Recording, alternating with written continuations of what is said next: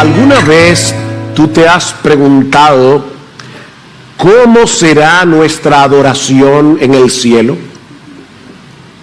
Cuando estemos en cuerpos glorificados, cuando podamos contemplar su gloria sin pecado, sin distracciones. ¿Cómo será nuestra adoración en el cielo?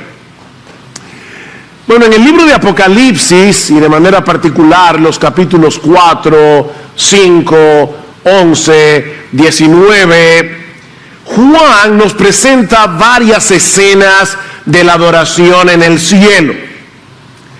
Y vemos que será una adoración exuberante, gozosa, reverente, todo eso a la vez. Pero vemos también que el foco de la adoración en el cielo es Cristo. Él será el centro de atención y nadie más. Constantemente se dice en el libro de Apocalipsis que los creyentes y los ángeles en el cielo cantaban a gran voz. De paso, hermanos, me gozaba hoy escuchándolos a ustedes cantar a gran voz al que está sentado en el trono y al Cordero. Y lo bueno es, como vamos a tener cuerpos glorificados, nadie se va a poner ronco.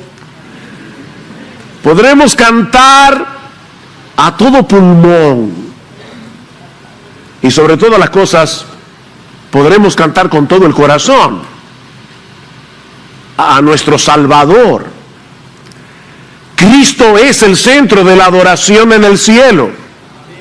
Nadie llamará tanto nuestra atención como para opacar la gloria del Cordero, ni las calles de oro, ni las puertas de perla, ni el mar de cristal. Cristo será el centro de nuestra atención por toda la eternidad. Nunca nos cansaremos de admirarle, nunca nos cansaremos de seguir creciendo en nuestro conocimiento de Él, nunca nos cansaremos de servirle y de alabarle y de adorarle mientras estemos envueltos en un montón de cosas. Porque en el cielo vamos a hacer un montón de cosas. Decía un pastor irlandés llamado Ted Donnelly, uno de mis predicadores favoritos, y él decía que cuando él era niño, él no quería ir al cielo, porque se imaginaba el cielo como un culto de adoración interminable, en el que vamos a estar quietecitos por los siglos de los siglos. No, el cielo es un lugar muy variado. Haremos muchas cosas en el cielo, pero el Cordero siempre será toda la gloria de la tierra de Manuel, como dice un himno del pasado. Y eso es precisamente, mis hermanos, lo que nosotros venimos a recordar cada domingo cuando nos congregamos como iglesia. Aunque nunca podremos dar a Dios una adoración perfecta de este lado de la eternidad mientras estemos en este cuerpo de muerte, lo cierto es, mis hermanos, que cada vez que nosotros venimos y nos congregamos como pueblo de Dios, estamos en la presencia misma de Dios, en la presencia especial de Dios. Aquí podemos experimentar un pequeño adelanto del gozo, la alegría, el júbilo, la exuberancia que vamos a experimentar cuando estemos delante de Él, cuando lo contemplemos en Cristo. Y eso es precisamente lo que aprendemos en el Salmo 95. Yo les pido por favor que vayan conmigo una vez más al Salmo 95. En este salmo encontramos un triple llamado a la adoración, un llamado que deberíamos poner delante de nuestros ojos cada domingo mientras nos preparamos para venir a la iglesia. Y cuando digo venir a la iglesia, no me refiero a venir a este edificio, porque nosotros somos la iglesia. Un templo santo compuesto de piedras vivas, redimidas por el Cordero. Cuando nosotros venimos a congregarnos como iglesia, deberíamos poner este triple llamado del salmista delante de nuestros ojos. Y el primero es un llamado a darle a Dios una adoración gozosa y agradecida. Vean una vez más los versículos 1 y 2. Y mientras lo leemos, por favor, tomen en cuenta que todos los verbos están en plural. Un detalle gramatical. Venid, venid todos, cantemos, no canta. Cantemos con gozo al Señor, aclamémosle con júbilo a la roca de nuestra salvación, vengamos ante su presencia con acción de gracias, aclamémosle con salmos. Y en el versículo 6 vemos en un tono similar, venid, adoremos y postrémonos, doblemos las rodillas delante del Señor nuestro Hacedor. Por supuesto, mis hermanos, los creyentes debemos alabar a Dios de forma privada los 7 días de la semana. De hecho, lo que hacemos el domingo todos juntos no es más que una extensión de lo que debemos estar haciendo todos los días. El que no adora lunes, martes, miércoles, jueves, viernes y sábado no puede venir aquí a adorar el domingo. Esto es una extensión de nuestra adoración privada, pero no es de eso que el salmista está hablando aquí. Él está llamando al pueblo de Dios a congregarse como una asamblea en su presencia, para que todos juntos celebremos las bendiciones de tenerle a Él como nuestro Dios. Lo que ocurre en el culto público es algo que el creyente por sí solo no puede experimentar en el mismo grado, porque es aquí como en ningún otro lugar donde nuestro Dios manifiesta su presencia especial. Cuando nos reunimos como su pueblo, que dice Pablo en 1 Timoteo capítulo 3 versículo 15, que es la iglesia es la casa de Dios. La iglesia es la casa de Dios. Y porque estamos en la casa de Dios, en la presencia de Dios, delante de Dios, debemos venir con un gozo exuberante a cantar sus alabanzas. Venid, cantemos con gozo al Señor, aclamémosle con júbilo a la roca de nuestra salvación. Estas dos palabras hebreas, cantar, aclamar, dan la idea de algo que se hace a viva voz. De hecho, en el Antiguo Testamento se usa en otros lugares para señalar un grito de guerra o una voz de alarma. Se trata de un gozo que se expresa vocalmente y con mucho entusiasmo. No es santo, santo, santo. No. Es con todo el corazón. Es con entusiasmo. Porque venimos a adorar a Dios. Estamos delante de Dios y debemos aclamarle con júbilo, dice el salmista. Ahora, hermanos, eso no quiere decir que debamos darle a Dios una alabanza caótica, desordenada. No. El apóstol Pablo dice en 1 Corintios capítulo 14 que nuestro Dios es un Dios de confusión, que no es un Dios de confusión. Y que debemos adorarle como decentemente y con orden. No es una adoración caótica para que sea jubilosa. Pero aún así, mis hermanos, el canto del que se habla en el Salmo 95 es el de una persona que está energizada, movida por un profundo gozo. Estamos adorando a un gran Dios, lleno de gloria, santidad, justicia, y que es al mismo tiempo la roca de nuestra salvación. El Dios de toda justicia y santidad nos escogió para salvarnos al precio de la vida de su Hijo. Sin nosotros merecerlo, Él nos incluyó en su plan de salvación con nombre y apellido. Desde antes de la fundación del mundo, ¿cómo se supone que debemos venir delante de Él? Con una actitud despreocupada, con una actitud apática. Yo sé, mis hermanos, que nuestras emociones son cambiantes. Yo sé que aún los domingos nosotros podemos estar atravesando circunstancias difíciles que tienden a desanimar el corazón. Pero, mis hermanos, nuestro Dios sigue siendo glorioso y su salvación no ha dejado de ser sorprendente, aunque la tristeza y el dolor estén merodeando. Debemos venir con gratitud, dice el salmista en el versículo 2. Vengamos ante su presencia con acción de gracias. Y eso no depende de las circunstancias, eso depende de lo que Él ha hecho a nuestro favor en Cristo. ¿Sabes cuáles son los dos enemigos mortales de este tipo de adoración? El orgullo y la falta de reflexión. El orgullo y la falta de reflexión. El orgullo porque nos lleva a dar por sentado todo lo que Dios nos ha dado en Cristo, como si fuéramos merecedores de su favor. Y la falta de reflexión porque no nos permite apreciar quién Él es, ni todo lo que Él ha dado en Cristo a su pueblo de pura gracia. Mis hermanos, sin reflexión no hay adoración.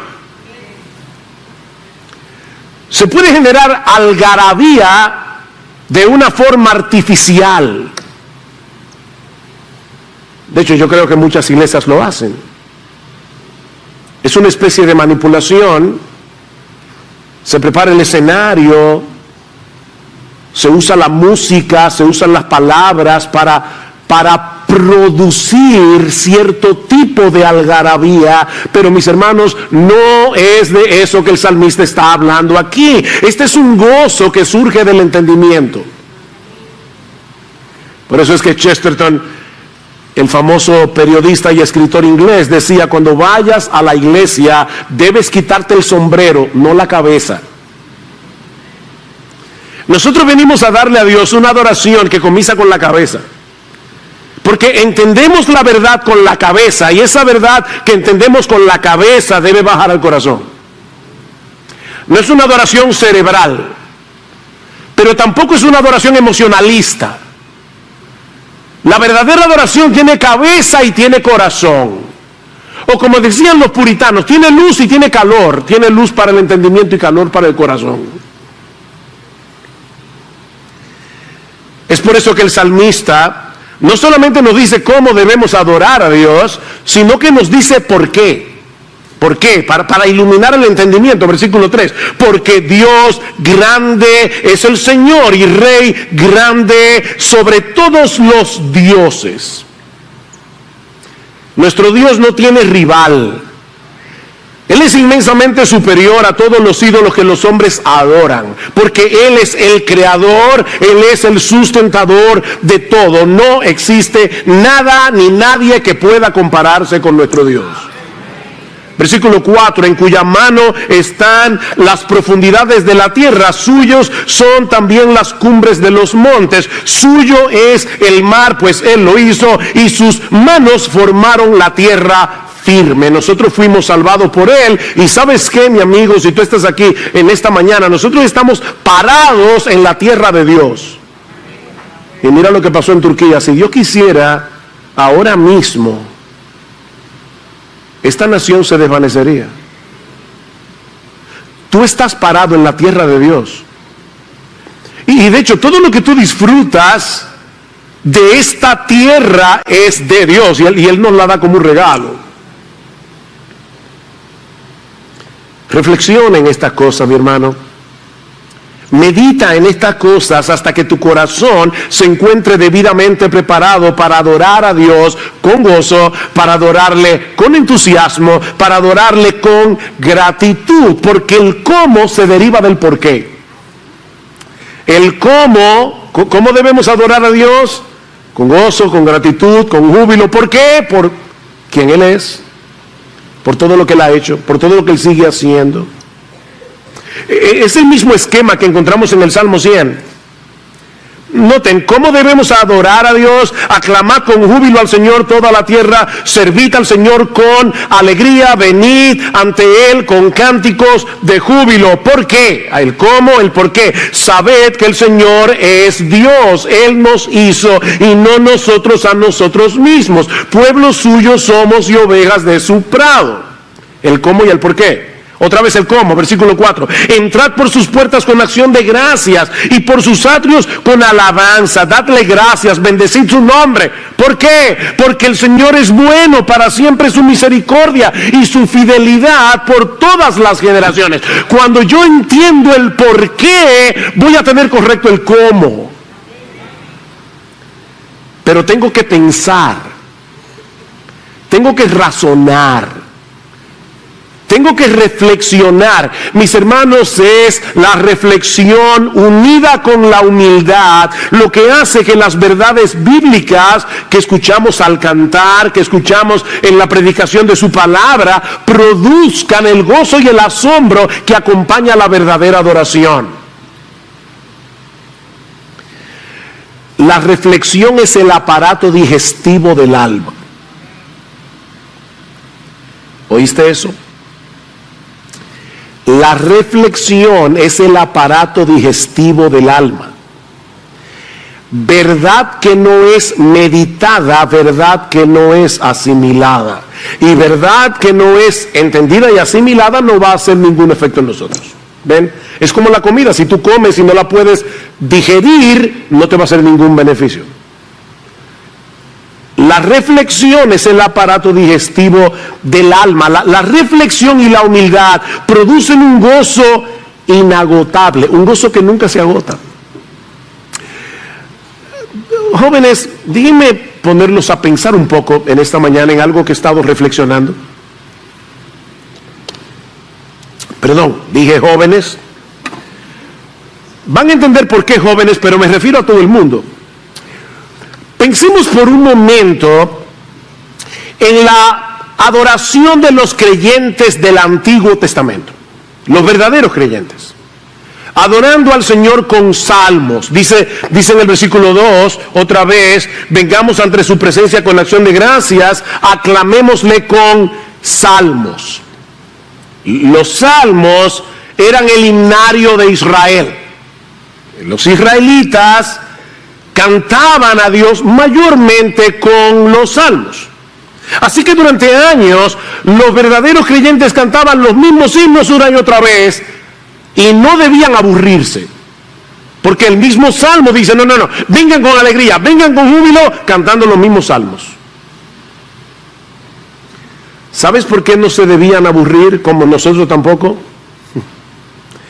Porque a medida que vamos creciendo en nuestro entendimiento de las verdades contenidas en esos mismos salmos, los vemos con una luz más potente y descubrimos tesoros que estaban ocultos y que nunca habíamos visto. Por eso no aburren. Es lo mismo que sucede con los buenos himnos del pasado. Y aclaro, no soy de los que creen que el talento para componer buenos himnos se agotó hace 200 años. No creo eso. Ahora, cuando yo hablo de un buen himno, sea del pasado o del presente, me refiero a un himno que es bueno en teología, es bueno en su calidad poética, es bueno en su calidad musical y es cantable en la iglesia. Nadie duda que el Mesías de Handel tiene todo eso, pero no es cantable. Es bueno en teología, es bueno en su calidad poética, es bueno, por supuesto, son textos bíblicos, y es bueno en su calidad musical, pero vamos a cantar ahora el aleluya todos juntos. No se puede. porque no fue compuesto ese oratorio para cantarlo en la iglesia. Así que tiene que ser bueno en teología, bueno en su calidad poética, bueno en su calidad musical, y tenemos que poder cantarlos como iglesia, si no, no es un buen himno. Bueno, mis hermanos, debemos dar muchas gracias al Señor por los creyentes que continúan componiendo buenos himnos para nuestra generación. Esa clase de himnos se sigue produciendo al día de hoy. Pero cometemos un gravísimo error cuando desechamos un buen himno del pasado simplemente porque es del pasado, porque no es contemporáneo. Y yo creo que lamentablemente, mis hermanos, sin darnos cuenta, la iglesia del siglo XXI se ha dejado infectar del pensamiento posmoderno. El pensamiento posmoderno mira con recelo el pasado, menosprecia la historia, menosprecia el pasado. De hecho, decía Carl Trueman, que es un gran teólogo, historiador y pensador cristiano de nuestra generación, que es sintomático ver la forma como nosotros usamos el lenguaje en el día de hoy. Usualmente palabras como innovador, original, revolucionario tienen una connotación positiva, mientras que palabras como tradicional, conservador, usualmente tienen una connotación negativa. ¿Saben qué es eso? Se llama posmodernidad. Lo nuevo no es bueno por ser nuevo, ni tampoco por ser viejo, sino por ser verdad. Un himno no es bueno porque es antiguo, pero tampoco lo es porque sea contemporáneo. Los buenos himnos no aburren, mis amados hermanos, mis queridos jóvenes. Los buenos himnos no aburren para el que los razona. ¿Por qué? Porque las verdades que expresan siguen siendo verdad y seguirán siendo verdad con el paso del tiempo, y a medida que crecemos espiritualmente lo vemos con otra luz. Yo no me canso de cantar Sublime Gracia de John Newton, y cuando me muera, por favor, cántemelo en el funeral. Ahora, Sublime Gracia, cuando tú lo escuchas la primera vez, tú crees que lo entiendes, la segunda vez entiendes un poco mejor, ya por ahí cuando lo has cantado como 150 veces, lo entiendes un poco mejor. Por eso no aburre. No puede aburrir, porque la buena teología no aburre. Es como la lectura de la Biblia. Se supone que nosotros debemos leer toda la Biblia de pi a pa.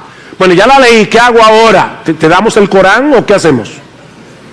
Vuélvela a leer y vuélvela a leer y vuélvela a leer. La misma Biblia, los mismos pasajes, los mismos textos, las mismas historias. ¿Sabes por qué? Yo tengo 45 años, 46, leyendo la Biblia todos los días. Todos los días. Y es un pozo sin fondo. Y nunca me deja de sorprender las verdades que descubro en la Biblia. La Biblia tiene un montón de conexiones que son impresionantes. No aburre la Biblia, no debería. Aburre para el que no la entiende. Aburre para el que no la entiende. Así que si tú continúas creciendo en tu conocimiento del Dios Trino que se revela en la Biblia, en tu entendimiento del Evangelio, en tu entendimiento de las promesas de Dios, en tu entendimiento de las implicaciones de la obra de Cristo en la cruz, tú vas a seguir descubriendo nuevos tesoros que nunca antes habías visto, o te impactarán lo que ya tú conoces de una forma diferente. Y eso será hasta el día de tu muerte. Un gran autor cristiano escribió más o menos como 50 obras sobre la Biblia, y al final ya cuando estaba a punto de morir, le dijo al Señor: Señor, gracias porque en todos estos años me has permitido conocer la tapa de tu precioso libro. O sea, dije, yo conozco esta parte solamente, la tapa, porque había tanto que entender aquí. Debemos venir a la casa de Dios con la disposición de alabarle con gozo, con alegría, con entusiasmo. Ese es el llamado de los versículos 1 al 5. Pero el salmista nos llama también a adorar a Dios con reverencia. Con reverencia, versículo 6.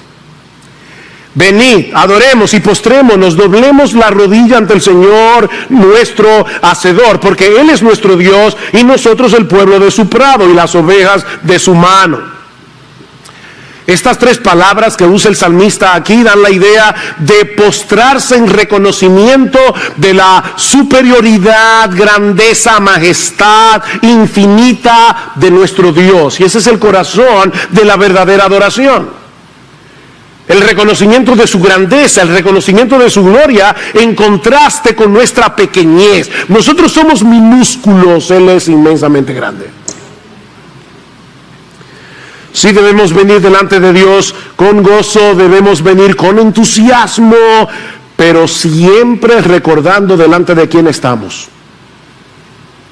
Él es el eterno, el que existe por sí mismo, el todopoderoso, el que todo lo sabe, cuya presencia se encuentra en todo lugar a la vez. ¿Oyeron eso, niños? No es que Dios es tan grande, grandote que ocupa todo el espacio. No. Es que todo Él está en todo lugar al mismo tiempo. Él es omnipresente.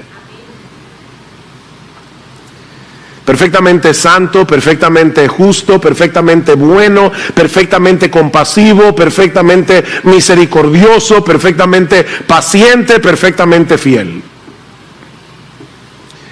El hecho de que ese Dios tan grande nos haya recibido en Cristo, sí debe producir en nosotros gozo, pero también reverencia.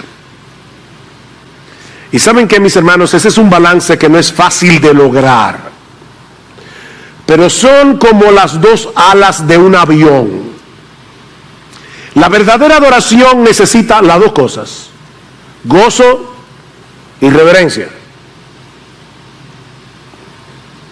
Se trata de una fiesta solemne, dice el Antiguo Testamento. Así es como el Antiguo Testamento le llamaba a las festividades religiosas de Israel, una fiesta solemne. Ahora, para muchas personas en el día de hoy esas dos palabras no encajan.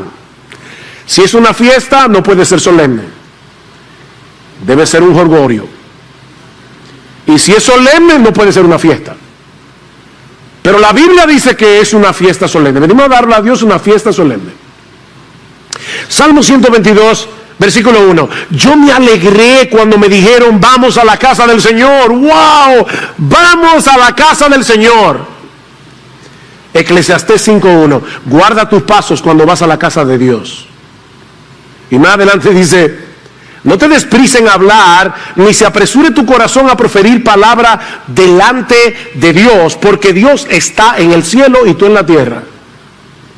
Entonces, por fin, yo me alegré con lo que me decían: a la casa de Dios iremos. O sea, ¿debemos venir con alegría o cuidando nuestros pasos? ¿Cuál de los dos? Sí, las dos cosas.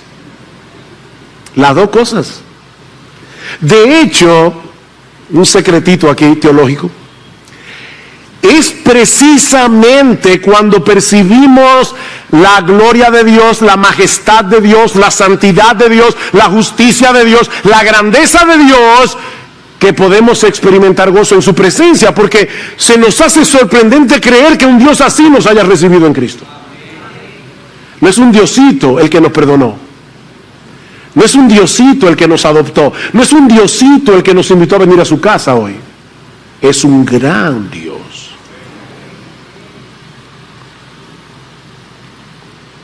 Ese gran Dios no solamente es el creador de los cielos y de la tierra, sino que Él ha condescendido con nosotros y nos ha tomado como pueblo suyo. Versículo 7, porque Él es nuestro Dios y nosotros el pueblo de su prado y las ovejas de su mano. Qué ternura. La relación de un pastor con sus ovejas es muy cercana y muy tierna. Este jueves en nuestro grupo pequeño estábamos hablando del amor de Dios y estamos hablando de qué están compuestos los pensamientos. ¿Alguna vez has pensado en eso? ¿De qué están hechos los pensamientos? Bueno, mira, los pensamientos están hechos de ideas y están hechos de imágenes mentales. Las dos cosas. O sea, cuando yo digo santo, tú no solamente piensas en un concepto teológico, tú tienes una imagen mental. Y si tú has estado rodeado de gente hipócrita, farisea, santurrona, la palabra santo te va a producir rechazo, porque tienes una imagen mental. Bueno, la pregunta es, ¿cuál es la imagen mental que viene a tu mente cuando escuchas la palabra Dios? Dios. Déjame ponértelo mejor. ¿Cuál es la imagen mental que viene a tu mente cuando escuchas la palabra Dios? Y estoy hablando aquí a los creyentes, sobre todo cuando tú acabas de pecar contra Él. ¿Cuál es la imagen mental? ¿La de un papá que viene encima de ti con una correa? ¿O la imagen mental es la de un padre amante que te dice, ven hijo mío, arrepiéntete y yo te voy a recibir y a perdonar otra vez? Porque esa imagen mental es lo que va a producir acercamiento a Dios o alejamiento de Dios. Y el diablo se va a encargar de producir en ti una imagen mental distorsionada para alejarte de Dios. Pueblo suyo somos y ovejas de su prado. El buen pastor que se hizo hombre para morir por sus ovejas. Ese es nuestro bendito Señor, ¿verdad? Juan capítulo 10. Pero el hecho de que nuestro Dios haya condescendido de ese modo no debe movernos a tratarlo con ligereza y liviandad, sino con una reverencia mayor. Sobre todo nosotros que vivimos de este lado de la cruz, porque ahora tú y yo sabemos el precio que ese Dios estuvo dispuesto a pagar para recibirnos en su presencia, para adoptarnos como sus hijos. Ese es el mensaje del autor de la carta a los Hebreos, en Hebreos capítulo 12. Me imagino que recuerdan el pasaje, pero en Hebreos capítulo 12, a partir del versículo 18, el autor hace un contraste entre lo que experimentó el pueblo de Israel cuando estaba al pie del monte Sinaí. ¿Ustedes recuerdan eso? El monte humeando, la tierra temblando, sonido de bocina. Lo que el pueblo de Israel experimentó en ese momento y lo que nosotros experimentamos cuando nos acercamos a Dios en el nuevo pacto. Y dice el autor que el pueblo de Israel se había acercado, oigan esto, a un monte que se podía palpar y que ardía en fuego, a la oscuridad, a la tempestad, al sonido de la trompeta y a la voz que hablaba, la cual los que la oyeron rogaron que no les hablase más. Era tan terrible que aún Moisés exclamó, estoy espantado y temblando. Y ahora el autor de Hebreos dice, pero la iglesia se ha acercado más bien al monte Sión, a la ciudad del Dios vivo, Jerusalén la celestial, a la compañía de muchos millares de ángeles, a la congregación de los primogénitos que están inscritos en los cielos, a Dios, el juez de todos, a los espíritus de los justos hechos perfectos, a Jesús, el mediador del nuevo pacto, y a la sangre rociada que habla mejor que la de Abel.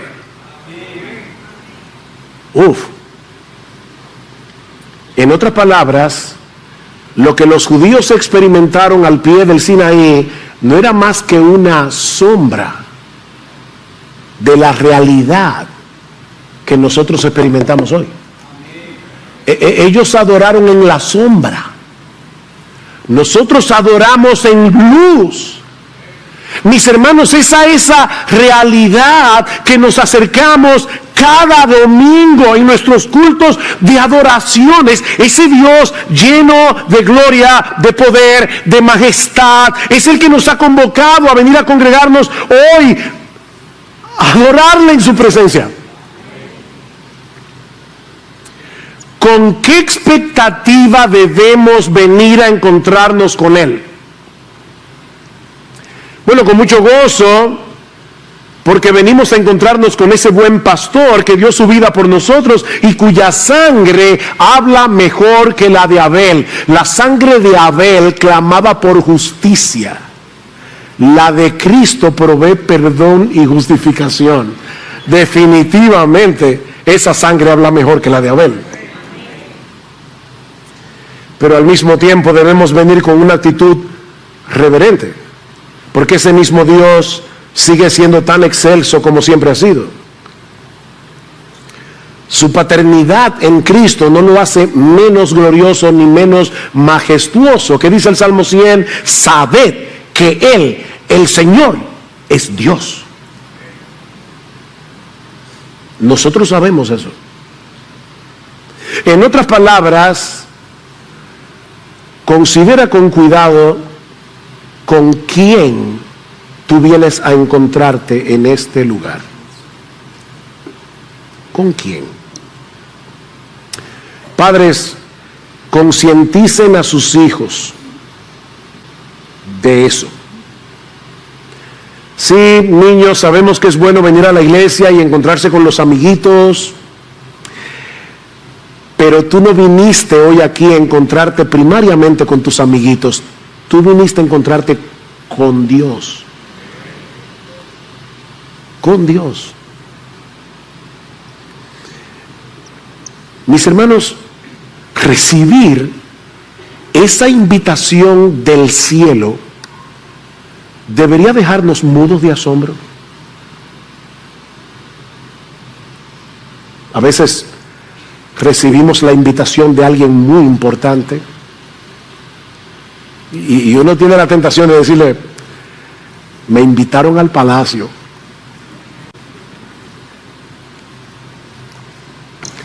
Mira, déjame decirte algo. Te invitaron al palacio. ¡Wow! ¡Qué bien! Este palacio es infinitamente superior. Te invitaron al palacio a encontrarte con el Rey de Reyes y el Señor de Señores.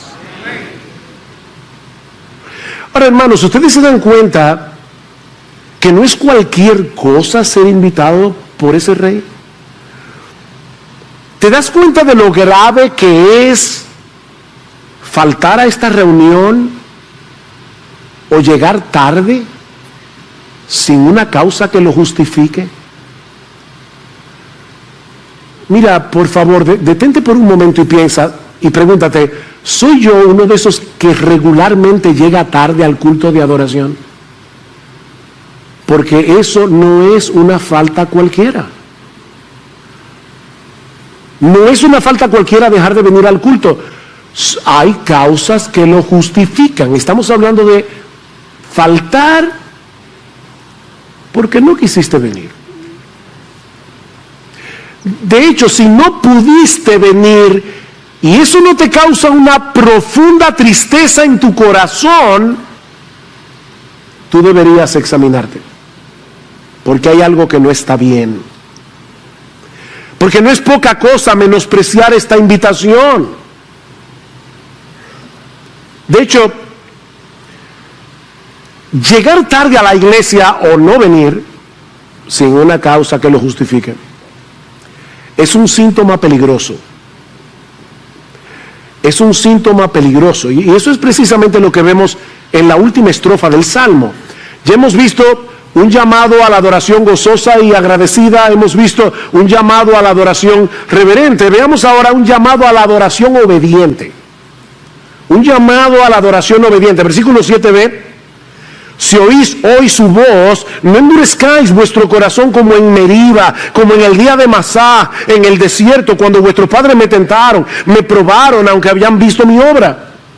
Por 40 años me repugnó aquella generación y dije: es un pueblo que se desvía en su corazón y no conocen mis caminos. ¿Ven el contraste?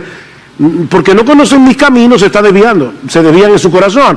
Por lo tanto, juré en mi ira, ciertamente no entrarán en mi reposo. Esta estrofa parece anticlimática, ¿no es así?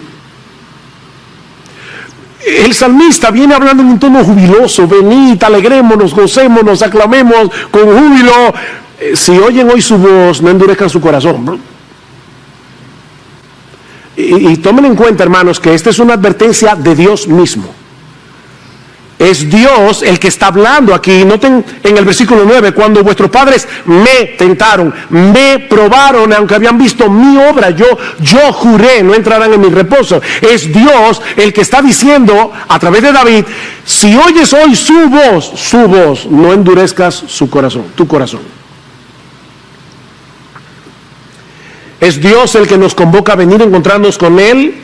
Es Dios el que nos advierte que no debemos menospreciar su palabra.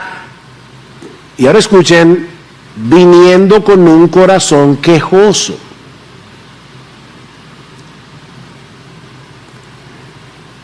Fue la queja de Israel, o es la queja de Israel, lo que Dios está poniendo aquí delante de nuestros ojos.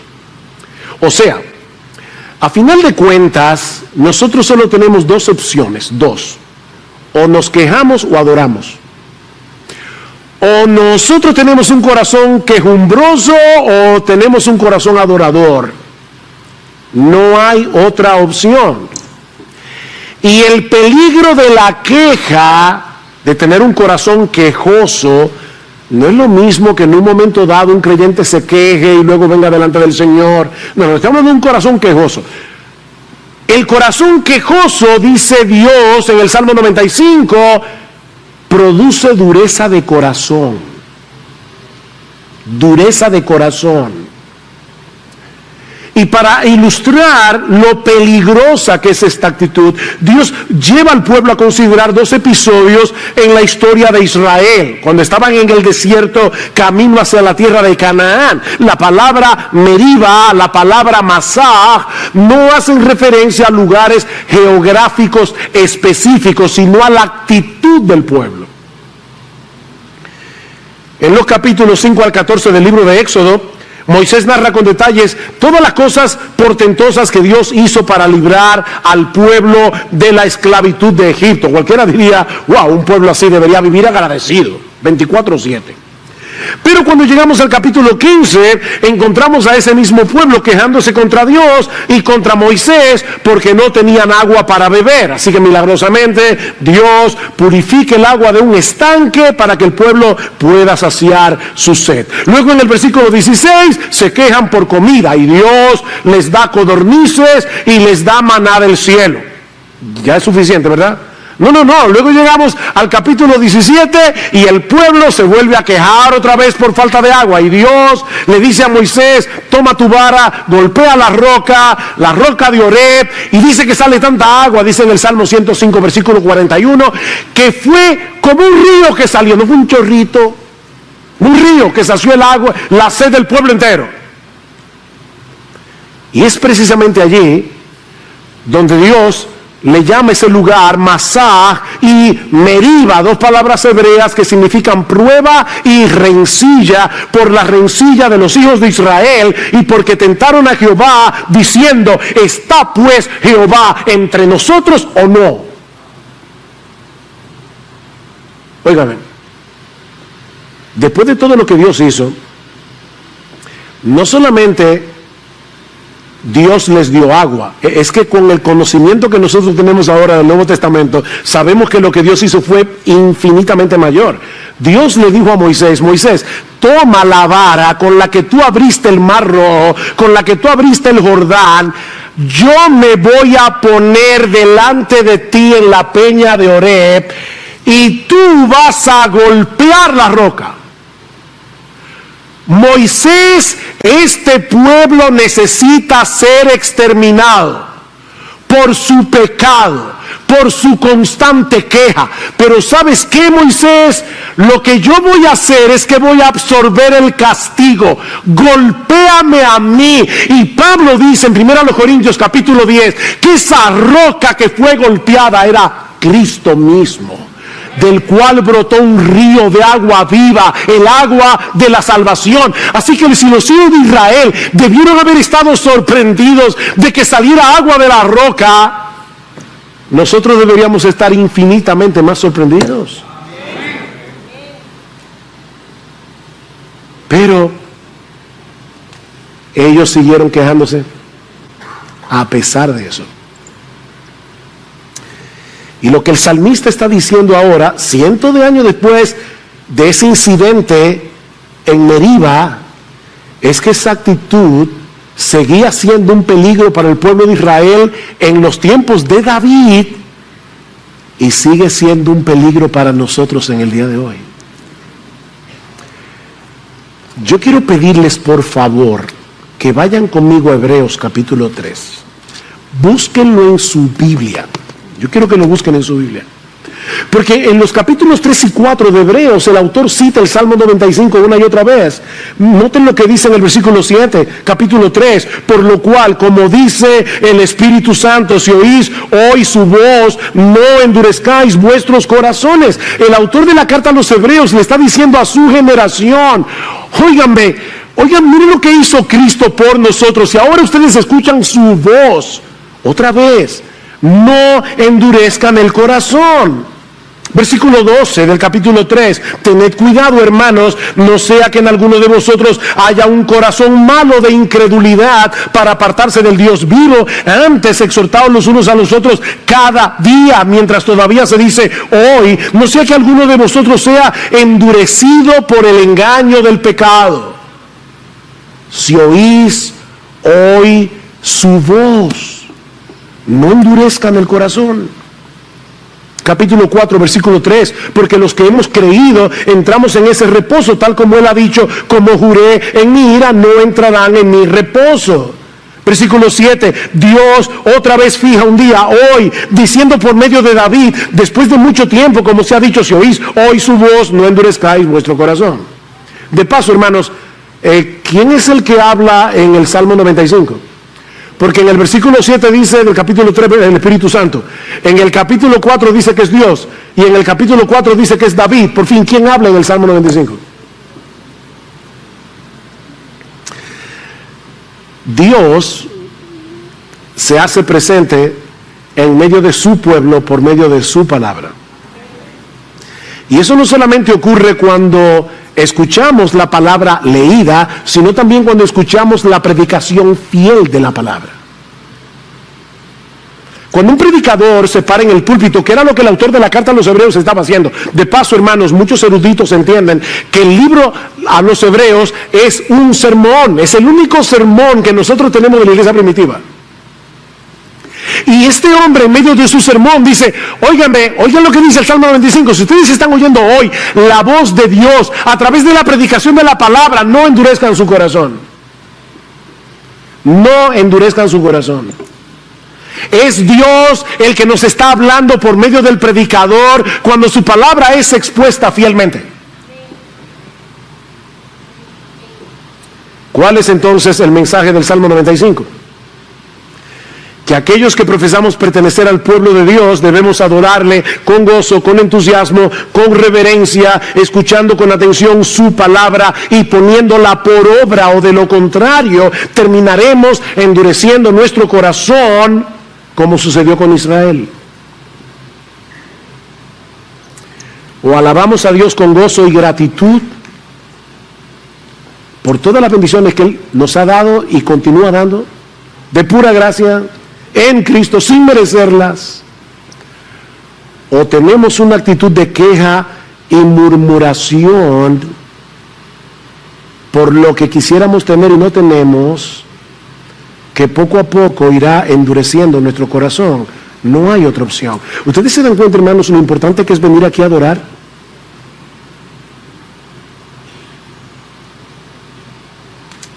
Todo creyente tiene una lucha contra el descontento. Todo creyente. Como luchamos con cualquier otro pecado, pero hermanos, la queja constante en el corazón puede estar indicando la ausencia de verdadera fe.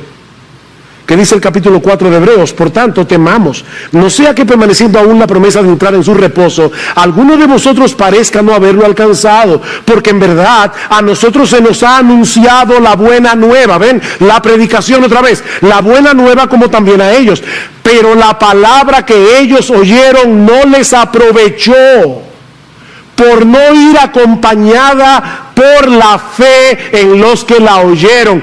Cuando tú vienes a la iglesia el domingo y estás escuchando a un predicador exponer lo que dice la palabra de Dios, ¿tienes suficiente fe como para creer que Dios te está hablando a ti? A ti.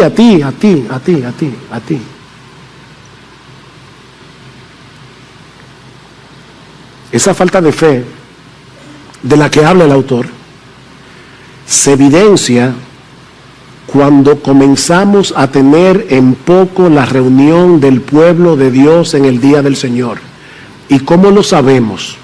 Por lo que va a decir el autor de la carta en el capítulo 10: acerquémonos confiadamente al trono de la gracia, ¿verdad? Acerquémonos, mantengamos firme la profesión de nuestra esperanza sin vacilar, porque fiel es el que prometió, y considerémonos cómo estimularnos unos a otros al amor y a las buenas obras, no dejando de congregarnos como algunos tienen por costumbre.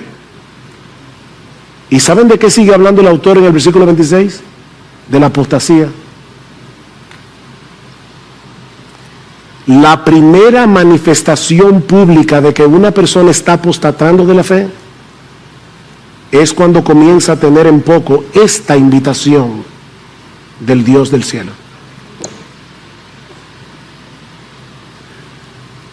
La fe verdadera descansa en lo que Dios ha revelado en su palabra. Y es una fe que se manifiesta individual y corporativamente, adorando y alabando a Dios con gozo, con reverencia, con entusiasmo, con un corazón obediente. Y yo te pregunto, mi hermano, mi hermana, ¿reflejas tu fe y agradecimiento a Dios por todo lo que Él te ha dado sin merecerlo, adorándolo con gozo, con alegría, durante la semana y los domingos como iglesia? ¿O reflejas más bien incredulidad a través de tus quejas y de tus murmuraciones frecuentes? Cada día es el hoy del que habla el salmista. Es hoy. Un hoy en el que debemos continuar alabando, agradeciendo, obedeciendo, o de lo contrario nuestro corazón se irá alejando y endureciéndose. Si oyeres hoy su voz. Mi hermano, medita en estas verdades, reflexiona en esta cosa. De paso, al final del culto tocamos una pieza instrumental. No te pares corriendo. Esa pieza se toca precisamente para que nos quedemos aquí tranquilos, rumiando la palabra que hemos oído. No salgas corriendo, que no hay un incendio. Recuerda que la reflexión es el aparato digestivo del alma.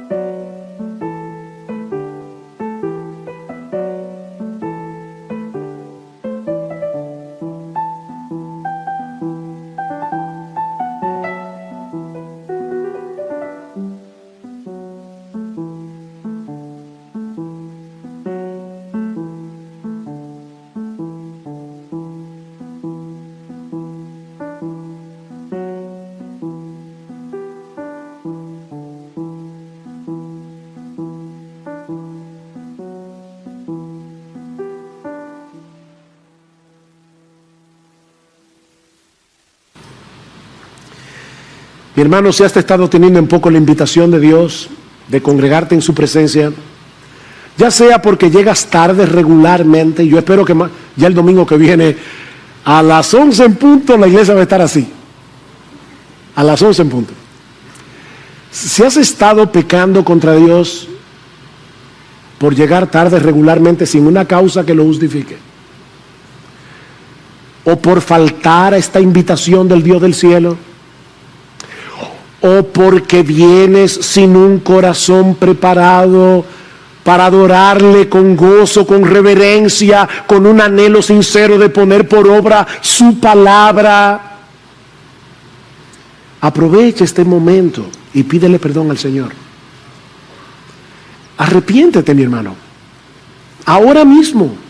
Porque la sangre de Cristo que Él derramó en la cruz, gracias al Señor, sigue disponible para nosotros en el día de hoy. Y esa sangre nos limpia de todo pecado. No te quedes postrado, aplastado por el peso de la culpa. No, ven, acércate al Señor y pídele perdón. Que si confesamos nuestros pecados, Él es fiel y justo para perdonar nuestros pecados y para limpiarnos de toda maldad. Pídele al Señor que te perdone, pero pídele también que te concedan otra vez experimentar el gozo de tu salvación en Cristo. Pero este salmo lleva implícita una invitación más universal. Y termino. Si escuchas hoy su voz, no endurezcas tu corazón. Mi amigo, si aún tú no has venido a Cristo en arrepentimiento y fe, no tomes en poco la palabra de Dios en esta mañana que te invita a venir y reconocer que solo Él es Dios. Él ha provisto salvación en Cristo para todo aquel que cree, todo aquel que cree.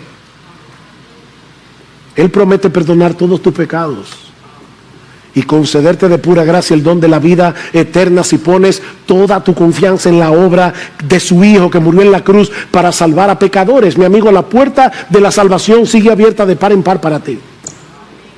Ven a Cristo. Ahora. Arregla tus cuentas con el Señor. Pídele que cambie tu corazón de piedra en un corazón de carne. Que perdone tus pecados. Oh, mi amigo, por amor a tu alma inmortal, no desprecies la invitación de gracia que el Dios del cielo te está extendiendo hoy.